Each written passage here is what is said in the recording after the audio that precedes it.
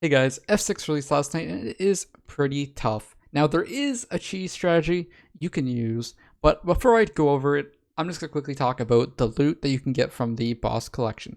To get the giant tooth, this is a reforge for health on your armor, it's decent.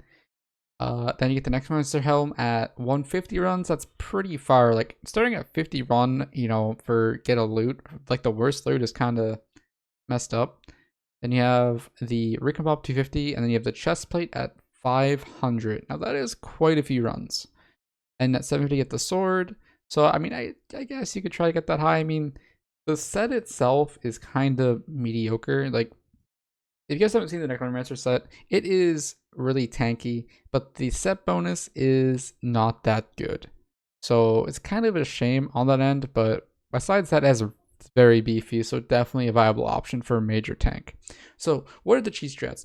Well, there are two things to talk about for this. The main one is the Endstone Sword. So if you could, I would probably use this while you can, because it makes floor 6 a joke. You use this, and if you have enough mana regen to get yourself back to 450-ish mana, you are basically immune forever. So that is really, really good. Being immune forever is very nice, especially in the terracotta phase, and also the giant phase, considering you get one shot. So that's just a cheese method you can use, but what is the actual method to fight the boss? Well, I'm pretty sure people already have some video guides out there on it, but essentially healer and tank are now pretty much required, or at least a healer.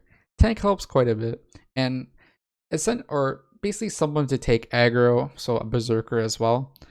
So what you need to do essentially is space out the enemies, especially the giants, because right now I think they are bugged, and if anyone's come to my stream at all, you can see them literally just one-tapping people, one-tapping me, one-tapping anyone with a stomp skill or boulder skill, because it's multi-hitting for some reason.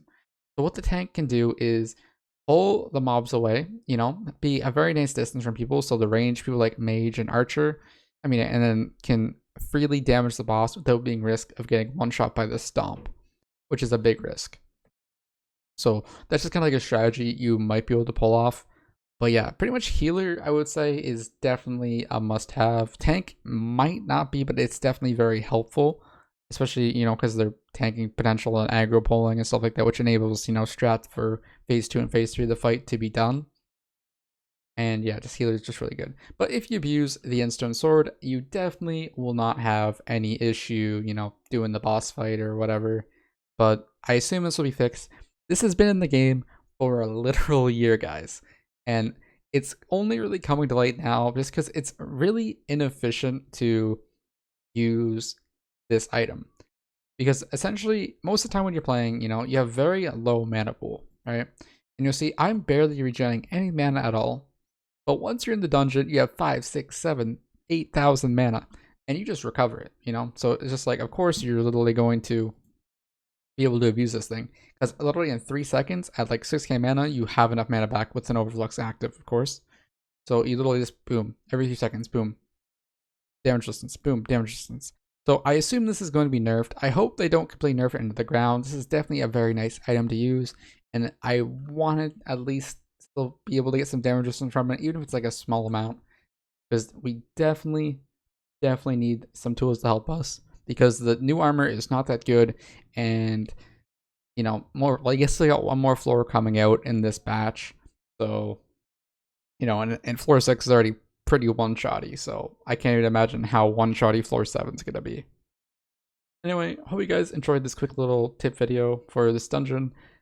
I'm sure there's definitely like actual guides out there somewhere. I just want to quickly discuss this and kind of put those out there. So if you guys want to try and get your easy one run in clearing the boss, go abuse the sword so you start using the F6 items.